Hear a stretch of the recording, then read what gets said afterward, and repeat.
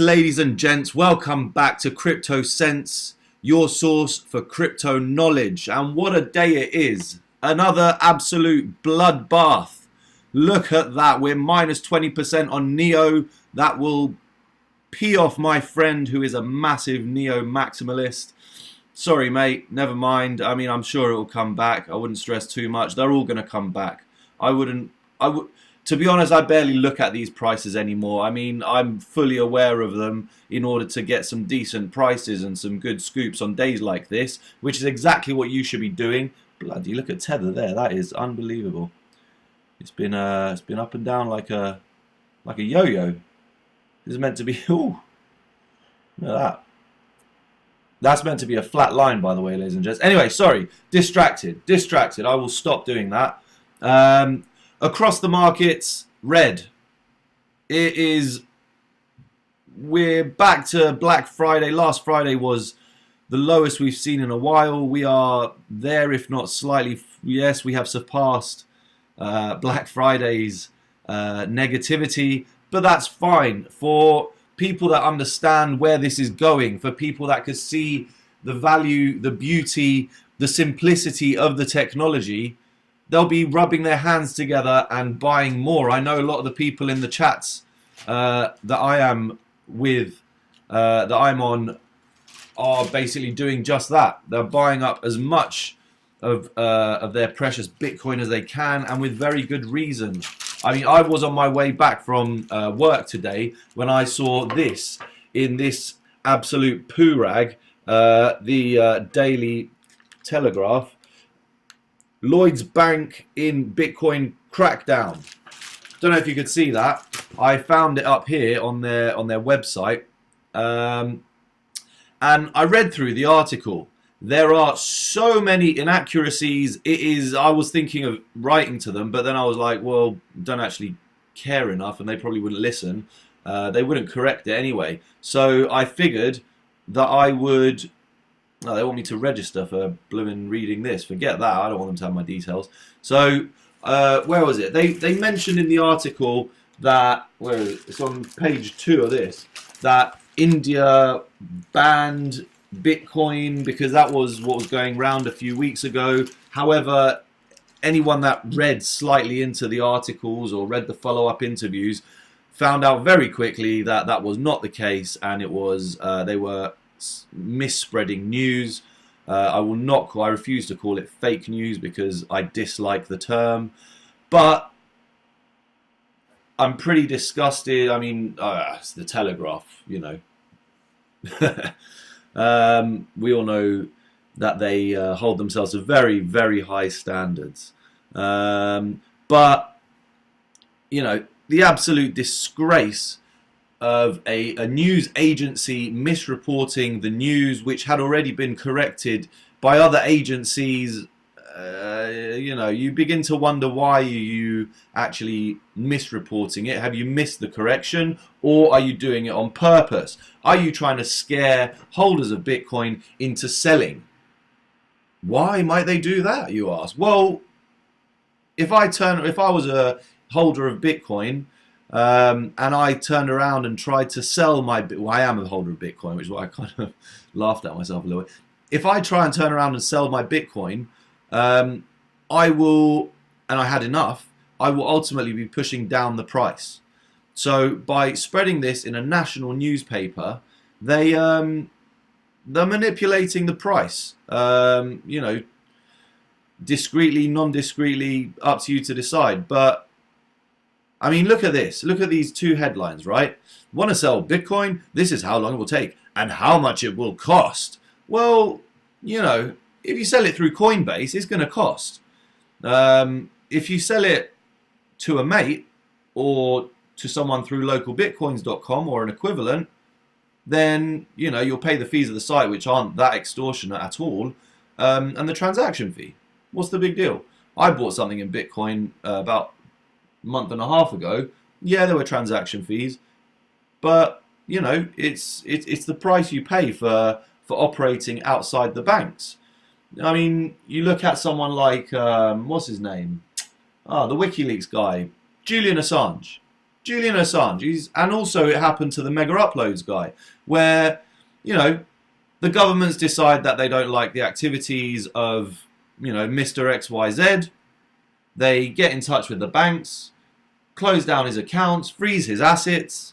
Suddenly, he can't even buy himself lunch. All right? That forced Julian Assange and the Mega Upload guy, I really can't remember, please put it in the comments below or I'll look it up and put it in the description. It forced them to get into Bitcoin very early. You know, we're talking 2011, 2012. And because the governments forced their hand, they ended up making an investment or being sent Bitcoin in many cases, well, being sent Bitcoin because it was the only way they could receive donations, to the extent where, you know, that Bitcoin's value increased however many thousand times, right? So the banks essentially turned the people that they were trying to penalize into richer people than they already were, because these people were pretty well off. Anyway, so this is obviously a negative. I'm not even going to click on it. There's no point. You know what it's going to say. It's a negative article on Bitcoin, trying to tell people how expensive it is to sell. Right. Okay. Because it's not expensive getting a mortgage. It's not expensive living in the banking system and the economy that we live in at the minute. I mean, I don't know if you've bought a train ticket recently with fiat, but it's pretty damn expensive. I know that comparatively to what my dad bought his house in the 80s, not the 80s, sorry, the early 70s, very early 70s, late 60s, you know, it would have cost him around £4,000 to £5,000. Today, the same house costs over £1 million. Not because the bricks have gotten better, because housing technology has increased, because they demolished the house and replaced it with the most, you know, up-to-date, technologically advanced, efficient house. No. It's because the pound has been diluted beyond the point of homeopathy. You know, I mean, they have rinsed out the pound and the dollar and the euro to the point of almost being valueless, worthless, right? Just the way they did in the Weimar Republic and Zimbabwe and Venezuela and in Greece with the drachma before Europe, right? It is disgusting. It's not right. And I'm no idiot. I know what's going on. So when these people come up to me with a little smirk and they say, oh, Bitcoin's bust, Bitcoin bubbles, you know, popped, whatever, I smile at them and say, look, if you're worried, if you've got any Bitcoin, I will buy it all off you. I will buy it right now off you. Because these days, you should be rejoicing. These days, you should be thinking, when I was wishing when I was looking at the price of $20,000, wishing I'd bought at, what are we on now? I don't even know. Whoa, I don't even look. $20,000 just before Christmas, right? We are now at $7,700. That's what I call a bargain. That's what I call a discount. I say thank you very much, and I get my credit card out, except Lloyd's wouldn't let me buy with my credit card anymore. So fair enough, you know. If that's their prerogative, right? If that's what they want. That's all good. Anyway, the other point I was going to make was, look at this. Litecoin, the Bitcoin rival whose price has risen 5 times faster than its big brother. So the Telegraph here is trying to tell me to get into Litecoin. I'm sure I've seen positive Ripple stories from the Telegraph, but they're trying to tell me not to buy Bitcoin, or, you know, they're saying that it's almost impossible to sell. Now,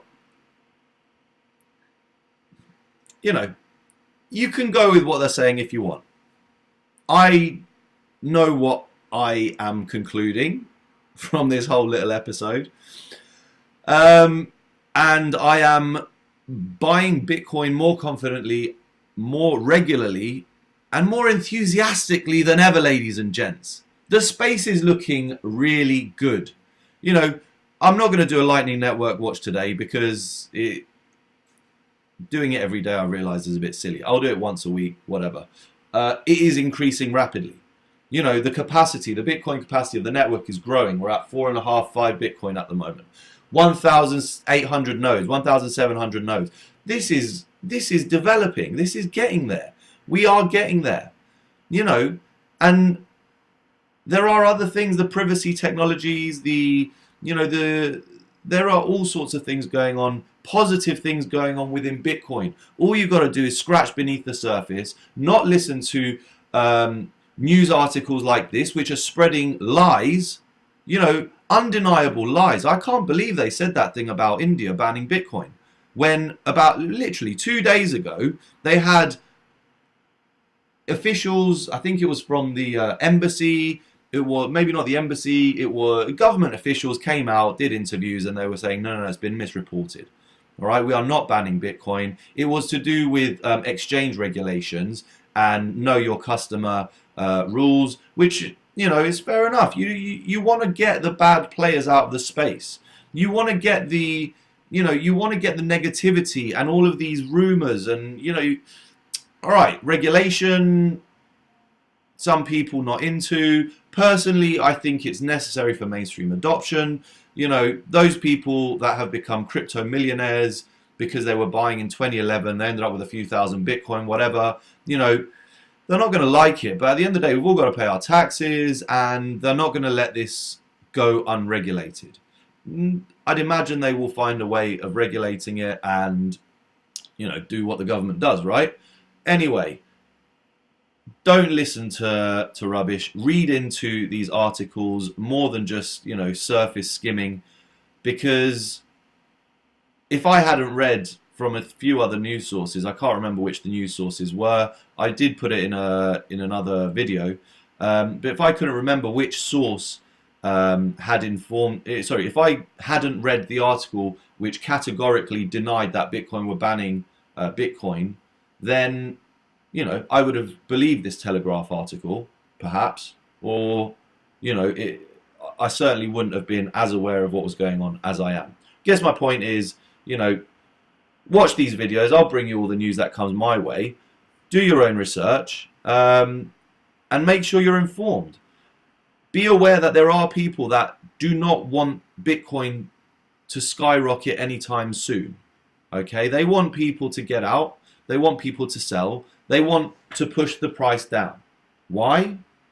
So they can get a better position themselves.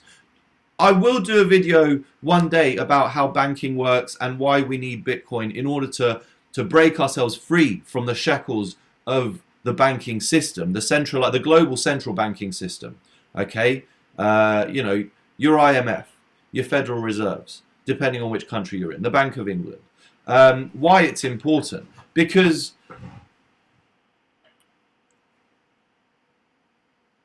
it's to do with purchasing power. I spoke about, what proportion of a house your pound could buy back in the day if a house cost £4,000 versus what it will buy you today, where a house costs, on average in London, £1 million. So, there's a lot of economics behind it, and we will do an economics video as to A, why we need Bitcoin, and B, why Bitcoin will inevitably beat the banks. Okay, and also why the banks need to push the price of Bitcoin down, where the banks can ultimately create their own money through the through the issuing of credit cards and loans. They are, they do create money digitally. Okay, don't think that the current money supply is not digital. It is. Okay? And I'm not talking about quantitative easing either. Quantitative easing is another method that central banks use to create money, and they will distribute that to other banks, like Lloyds and NatWest and whoever else is out there. I don't particularly pay much attention to banks anymore. I just like to know how they work. So, Bitcoin, on the other hand, is finite. You cannot lend Bitcoin if you do not have Bitcoin. Banks lend money when they do not have money. I, as a British taxpayer, bailed out the banks not too long ago. Have I seen any rewards for this? No. I got an interest payment from my bank of 3p. I had a laugh with my accountant about it the other day. All right? So this is what Bitcoin is necessary for. This is why the banks are trying to spread all these rumors, trying to get people out of it. They want to increase their position because, you know, this is the first time your Joe Public was able to get into something like this before the establishment. All right? This is the first time your Joe Public has more power than the establishment. You know, I may not agree with them all, but you've got these people like Roger Ver, you've got Richard Hart, you've got all these other kind of, you know, Bitcoin whales, regardless of whether you agree with their philosophies and what they're doing with Bcash and blah-de-blah. It's the first time Joe Public has been in a better position through what will be one of the largest revolutions, economic revolutions in history. Okay? I would say since the standardization of gold. Okay? Because prior to standardization of gold, it was just nuggets or, you know, various different weights of gold or different items, shells, you know, stuff like that. And once they basically standardized the weighting, it meant that you could confidently exchange your coin, which is what they called weighted metals, your coin, with someone else, knowing it was of a certain finesse, of a certain weight, and that had been approved by whoever stamped the back of the coin. And that's where the head side of the coin comes from, which is why we've got our beautiful queen. So anyway, ladies and gents, I'm not going to carry on. I've been waffling on for about 17 minutes already. This was only meant to be a short one. I just quickly wanted to say thank you to the Bitcoin Meister, Adam Bolt, who actually replied to one of my... he retweeted me, which is amazing. You know, I learned a lot off that guy. And he retweeted me. Let's see. How do I find my retweets? I know his name is TECHBALT, TechBolt, at TechBolt. Please visit his page. Please like him, tweet him. I don't know. Do what you got to do to him. Follow him. I don't know what they do on Twitter. I only just joined it. But look, it's me. Well done. Do I like it? I don't know. That's a bit weird, isn't it? I can't like my own tweet. But yeah, nice. Excellent. Thank you very much, Adam Meister. You're the man. I will include links to your channel below. I will keep watching and I will keep promoting your work because you do some great stuff. So yeah, all in all, good stuff today. This for me is very positive. Buy in, people. This is a good price. If you wait for it to shoot up to $20,000 again, which it will in a few weeks or months, whatever it is, if you wait and you're sat there moaning when it does, and you're saying, oh, I wish I got in at $7,000, $6,000, you know, no one's going to cry for you. Anyway, till the next episode. I hope you learned something. I certainly learned something today. I hope that all made some crypto common sense.